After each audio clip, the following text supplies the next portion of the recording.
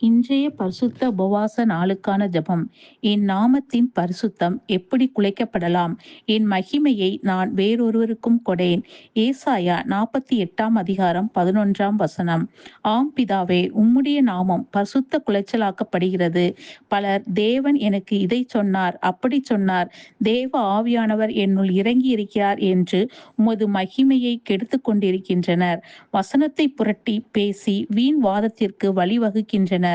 உம்முடைய நாமம் தூசிக்கப்படுகிறது. கள்ள போதகர்களும் கள்ள தீர்க்கதரிசிகளும் உம்முடைய வார்த்தைகளை புரட்டுகின்றனர். தேவனே, உமது நாமம் பரிசுத்த குலைச்சலாக்கப்படுகிறது. இவ்வித பாவத்தை நாங்கள் செய்யாதபடி எங்களை பரிசுத்தப்படுத்தும்.